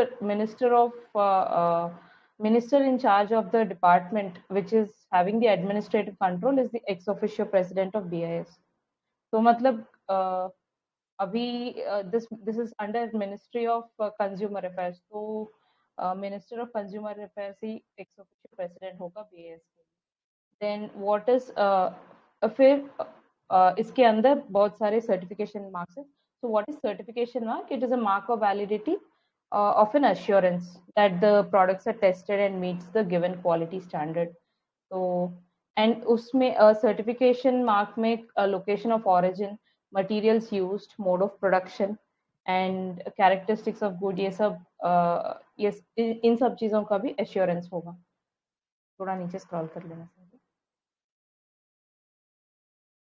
So who sets these marks? BIS does, and BIS under ISO standards. ISO is the international standards. So ISO के अंदर BIS sets standards according to ISO, and it is a national standard, and it governs all the industrial standardization and industrial product certification. पहला देख लेते हैं ISI mark. It is used, ISI is used for industrial products, जैसे steel and all these things are marked with ISI. So this mark assures that the product conforms to Indian standards. थोड़ा नीचे चलते हैं। So ISI is given by this mark is both by ISI is mandatory and voluntary, both mandatory and voluntary, and it is given by BIS. And BIS hallmark is for gold and jewelry. Silver के लिए भी है hallmark, and it is again given by BIS. Almost all of the marks are given by BIS except for few. जैसे egg mark. Egg mark is for agricultural products, and it is approved by Directorate of Marketing and Inspection of Government of India. So ये Directorate of Marketing and Inspection gives. This is not, egg mark is not given by BIS. I mean, it is quite easy to understand that egg mark can't be given by BIS. So थोड़ा right scroll करना चाहिए, right and थोड़ा ऊपर। हाँ, other marks है ये FPO mark, ये compulsory है for all fruit products sold in India. Then there is green and brown dot. It is printed on almost all food products, veg non-veg के लिए। तो Indian organic certification, ये organic products के लिए, and this is given by the certification guarantees organic food product and it adheres to national standard for organic products, and the certification is issued by APEDA. So APEDA मतलब APEDA accredited testing centers होंगे. Those centers will be issuing the certificates for organic products. फिर आएगा EcoMark. So this is issued by BIS again, and EcoMark impact on ecosystem देखने के लिए. And then there is non-polluting vehicle mark. ये mandatory certification है non-polluting, and ये Bharat stage standards will be certified through this non-polluting vehicle mark.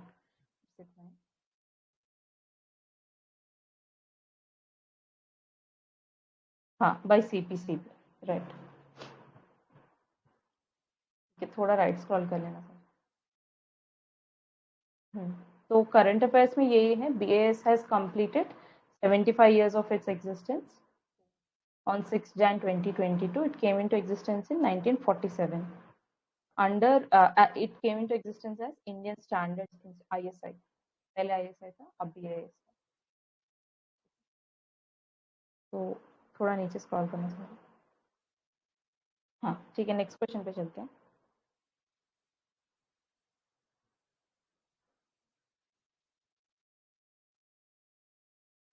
What are the advantages of implementing National Agriculture Market Scheme? इसमें एक statement यही है, it's a pan-India electronic trading portal for agricultural commodities and provides farmer access to nationwide. तो काफी easy है दोनों statements and both of them are right. So ENAM के बारे में देख लेना. So it is implemented by SFAC and under Ministry of Agriculture. And advantages disadvantages भी देख लेना. Like I almost सब पता है. हाँ, इसमें important चीजें अभी latest आई है, that is integration of negotiable warehouse receipt system. So it's because of this warehouse receipt system. By the way, these are like they can be used as collateral for getting loans or something like that. So ये चीज भी है. And warehouse trading module with payment feature है, and directly trade under this farmers can directly trade their stored product from selected warehouse development and regulatory authority WDA. And because of this the farmers will be able to sell their produce to the nearest warehouse, right? इसके अंदर already Andhra Telangana में warehouses बनाए गए हैं, and farmers will be able to place their, हाँ ये हो गया. Then there's FPO trading module.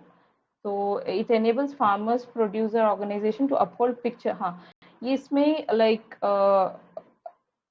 before bidding itself, the farmer can put up their picture, अपने produce का quality दिखाने के, they can put up their picture, and according to the picture the bidders can visualize the produce before bidding. So this is one more thing, FPO trading module, that is one thing. And there is launch of logistic module.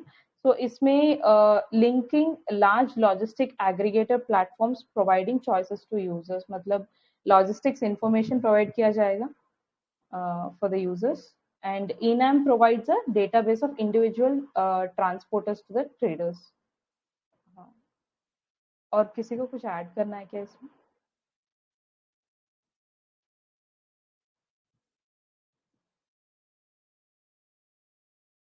ठीक है, तो SFAC के बारे में भी देख लेना. It's registered as society to facilitate agri-business ventures by catalyzing private investment to venture capital assistance. ये ऑडियो नहीं आ रहा है.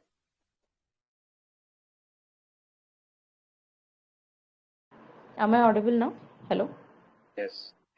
हाँ, so ये SFAC के बारे में that like it is for improving investment in agriculture and and promoting agri business. इसका board of management में ex officio chairman is Union Minister of Agriculture and president is Secretary of Department of Agriculture. He's the ex officio vice president. Then features ये देख लेना SFAC के बारे में. So it's under VCA scheme, venture capitalist assistance, and बाकी advantages यही है. We all know these are the same points. And ठीक है, APEDA के बारे में, APEDA is under Ministry of Commerce, ये सभी हमें पता है. So इसके साथ साथ like अभी जो 3 फार्म लॉस रिपील हुए हैं उसके बारे में भी देख लेना.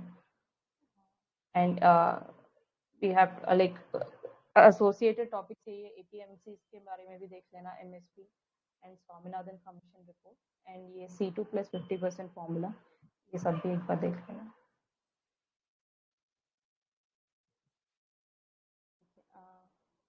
थोड़ा राइट स्क्रॉल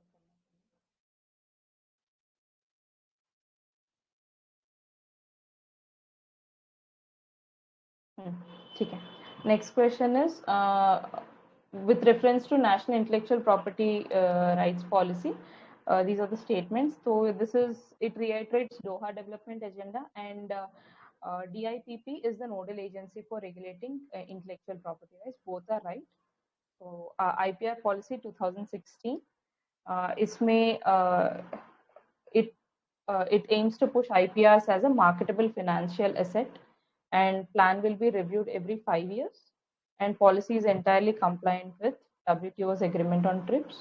ये DIPP के अंदर है, which is DPIIT now, and the policy retains the provisions on compulsory licensing and prevents evergreening. तो ये दो points important है NPR 2016 में कि like these are two main components. Then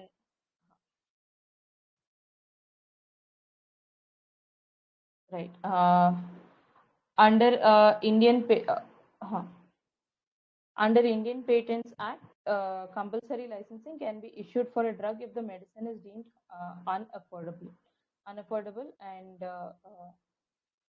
ये सब चीजें देख लेना एक बार, थोड़ा नीचे स्क्रॉल करना होगा। ठीक है। So patent इसका like which is the act and what is the ministry and period. So patent is 1970 and it has been amended in 2016. DPIIT, Ministry of Commerce के अंदर patent is for 20 years, and there's trademark also under DPIIT. मुझे थोड़ा नीचे scroll करना। The trademark is for 10 years, GI tag is for 10 years, copyright 60 years, designs is for 10 years, which can be further extended by 5 years on making an application for renewal, and plant variety protection. इसके laws, Protection of Plant Varieties and Farmers' Right Act 2001, and ये Department of Agriculture and Cooperation के अंदर आएगा, and protection of field crops is for 15 years, and for trees it is for 18 years, and for notified varieties it is for 15 years. Then there's semiconductors and integrated layouts. This is under Department of Electronics, Ministry of Communication, and ये 10 years के लिए है। थोड़ा right scroll करना समझो।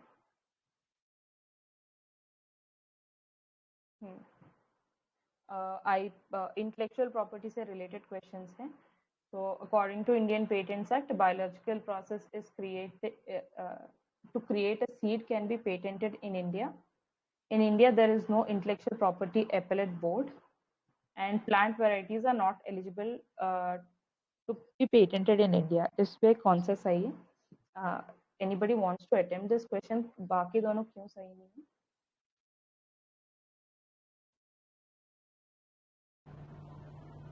I think second को तो मैं नेगेट कर सकते थे कि नॉट इंटेलेक्चुअल प्रॉपर्टी, तो उस वे में 3 हमारा मतलब ऑलरेडी मतलब आंसर में है, तो 1 पे कंसीडर करना था कि हो गया नहीं हुआ।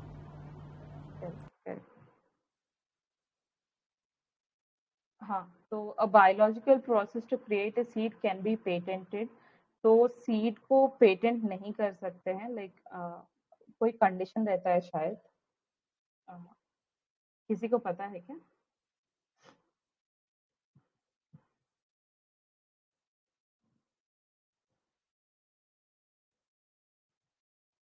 कुछ like you know, not all seeds can be patented, that's the point here. I think जो ये लेज वाली कंट्रोवर्सी हुई थी उसमें भी तो सीड्स के ऊपर हुआ था ना, वो कि उन्होंने जो सीड्स थे वो अपने मतलब यूज कर लिए थे अपने पर्सनल, तो उस वे में भी सोच सकते थे वो पेटेंटेड थे मतलब उनके अकॉर्डिंग मतलब लेज के, बट फार्मर्स ने उसको यूज कर लिया था और ये अलाउड है मे बी इंडिया में।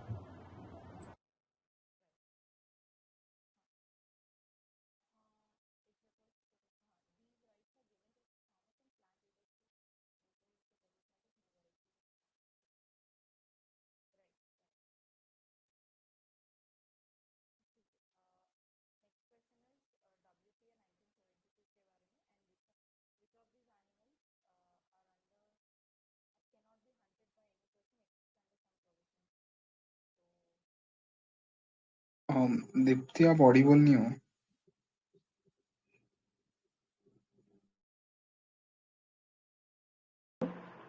अब ऑडिबल है क्या?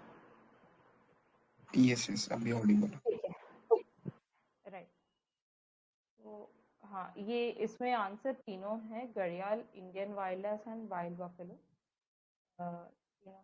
लाइक WPA के बारे में एक बार देख लेना, and what are the bodies under WPA।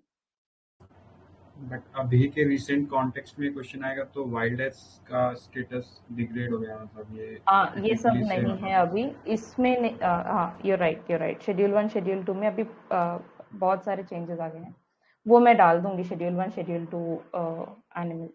अभी मैंने डाला नहीं, I'll put them in this। हाँ, बॉडीज देख लेना इसके अंदर क्या क्या है।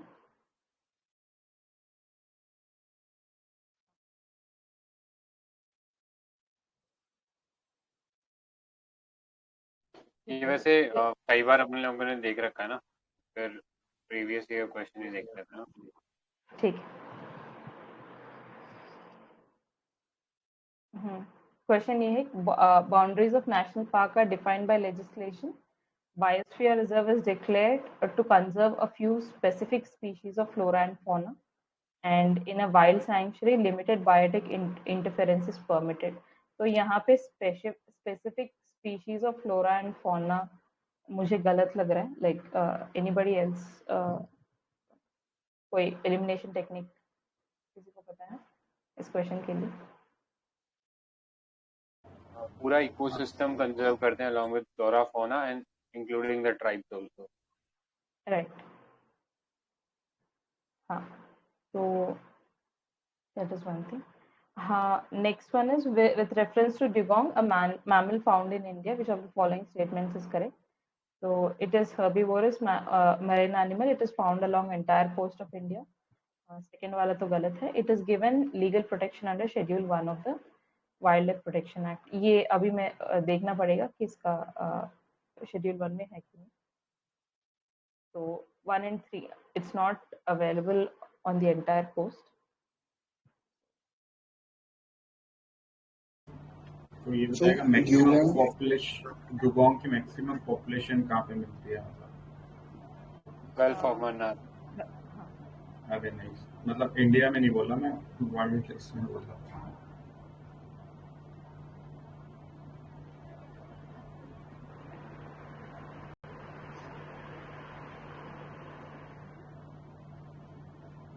आप ही बताओ। मुझे कंफर्म नहीं है, शायद ऑस्ट्रेलिया है, मैं चेक कर लूँ। ठीक है। Next question is, in India, if a species of tortoise is declared protected under Schedule 1 of Wildlife, what does it imply? So it enjoys the same level of protection as tiger। बाकी statements देख लेना। No longer exists in the wild, a few individuals, ये सारे extreme statements हैं। Endemic to a particular region of India, Schedule 1 में रखने के लिए वो criteria नहीं है।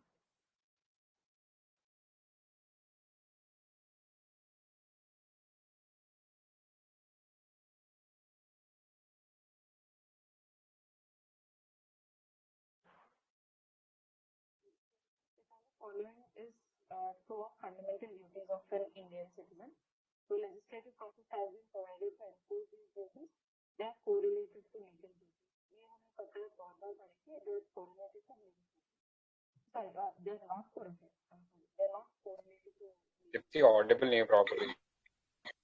Auditorium effect.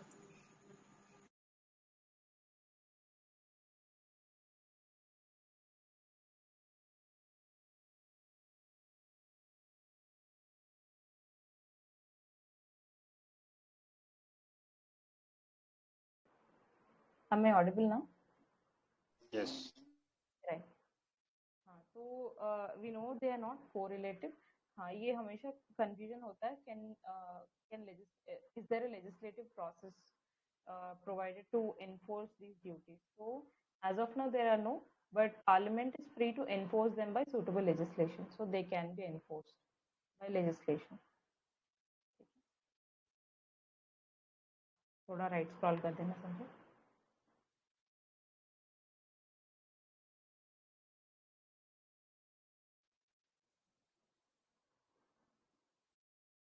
हाँ, ये क्वेश्चन हाँ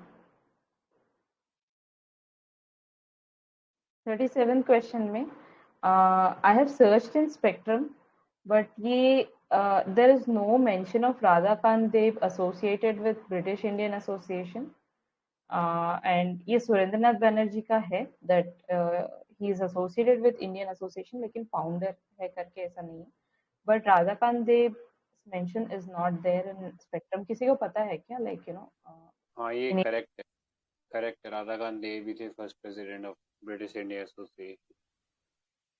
राइट ठीक है। मद्रास महाजन सभा में ये नहीं थे, 3 और थे। किसी को पता है कौन कौन है?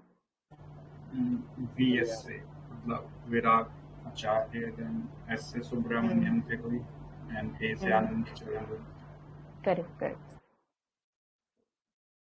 थोड़ा राइट स्क्रॉल करना पड़ेगा। I have put questions here. ठीक है, हाँ नेक्स्ट क्वेश्चन पे चलते हैं। आई थिंक जो राधाकांत देव थे उनका मतलब एक दो जगह और नाम आता है, लाइक जो पहला हिंदू कॉलेज था उसमें भी उन्होंने सपोर्ट किया था, एंड धर्म सभा भी उन्होंने एस्टेब्लिश किया था। कैलकाटा हिंदू। अच्छा राइट ठीक है। Which one of the following objectives is not embodied in preamble to the constitution? Economic liberty नहीं है। लिबर्टी क्या क्या है? TBFW, that is liberty of thought expression, belief, faith and worship. तो ये चीजें हैं and there is no economic liberty. एक बार देख लेना प्रीएम्बल अच्छे से। एंड एक पॉइंट ये है, हम लास्ट वाले like we somehow tend to ignore, fraternity के अंदर unity and integrity of nation है, बस ये पार्ट देख लेना। तो and dignity, where if dignity is also mentioned in preamble, fraternity के अंदर है। हाँ The justice part is taken from USSR, Russian Revolution. correct. हाँ so economic justice as one of the objectives of the Indian Constitution has been provided in। तो हमने देखा justice में SEP, social, economic and political, all 3 justices are there। Then to uphold and protect the sovereignty, unity and integrity of India is a provision made in। तो यहाँ पे preamble भी है and fundamental duties भी है। Although all these 3 are mentioned in preamble, but we fundamental duties में मतलब ये statement है कि to uphold and protect sovereignty, unity।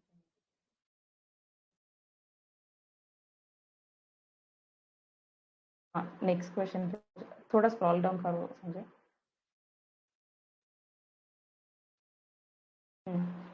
तो ये काफ़ी सिंपल क्वेश्चन है, minds of makers of constitution, तो प्रीएम्बल ही है। Then preamble of the constitution is हाँ part of constitution but has no legal effect, पता है हमको। देन कौन से केस में बोला था ये चीज? केशवानंद भारती। आई थिंक इसका आंसर यूपीएससी ने डी दिया हुआ है। हाँ सर, डी आंसर है।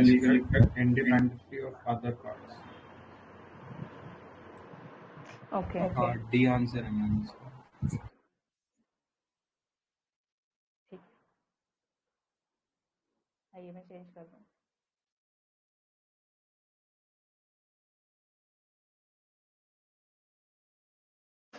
ठीक है। Other than fundamental rights, which of the following parts of the Constitution reflect the principles and provisions of Universal Declaration of Human Rights? So all 3 are there: preamble, DPSP and fundamental rights। Next question पे चलें।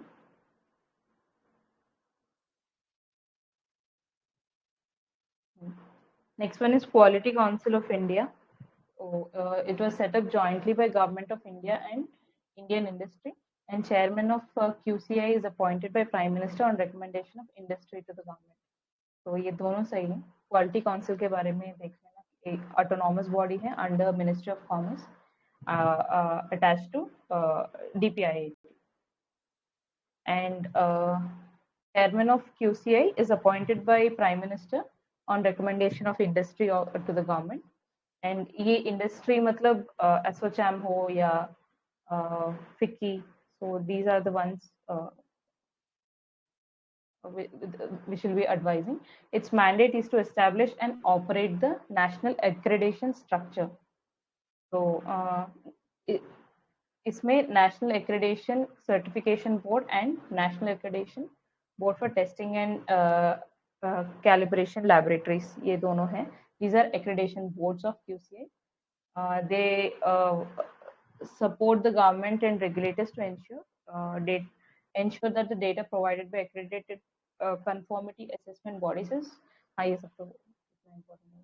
थोड़ा नीचे scroll करो Sanjay.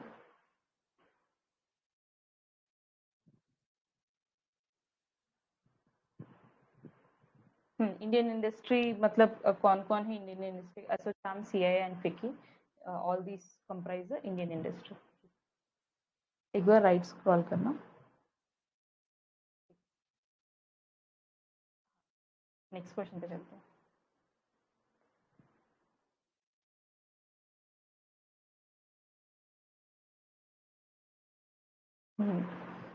So 40, what is the purpose of setting up a small finance bank? तो ये supply credit to small business, supply credit to marginal farmers. ये third statement, encourage young entrepreneurs to set up business. ये third eliminate करके you can come to the answer. And so SFB क्या है?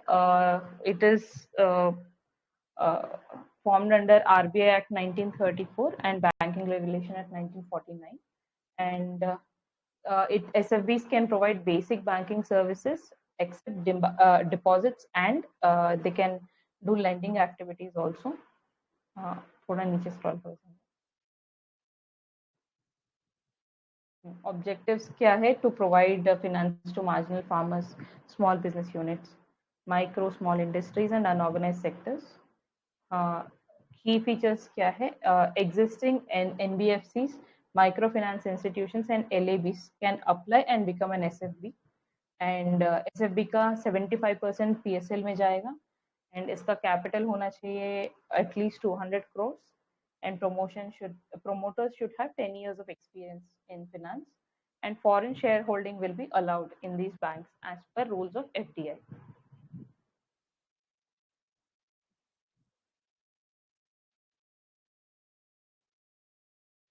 Right. That's it.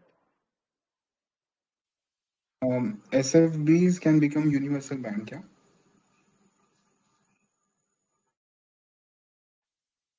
Universal bank मतलब schedule commercial bank.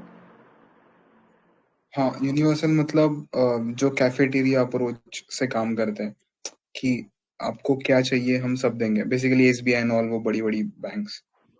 तो उसी को तो ये पॉइंट है ना, PSL 75%.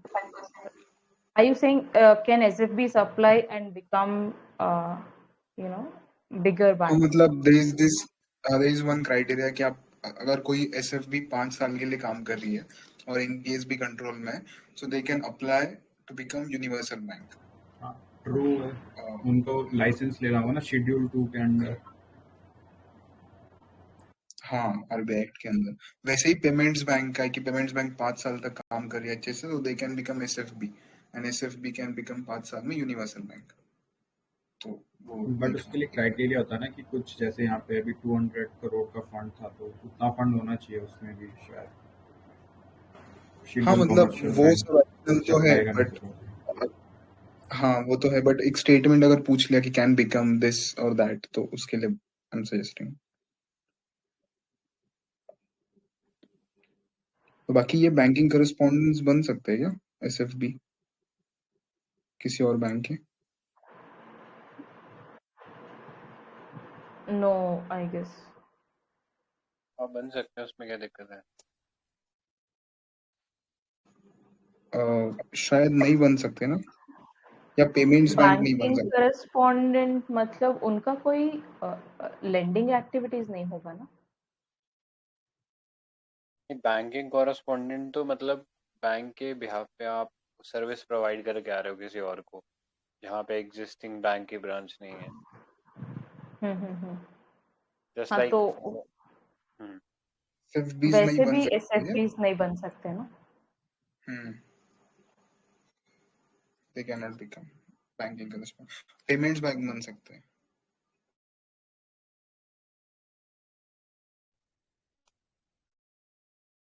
आई गेस हाँ बन सकते हैं। बैंक बन सकते हैं। ऑल्सो एसएफबीज फॉरेक्स सेल कर सकते हैं।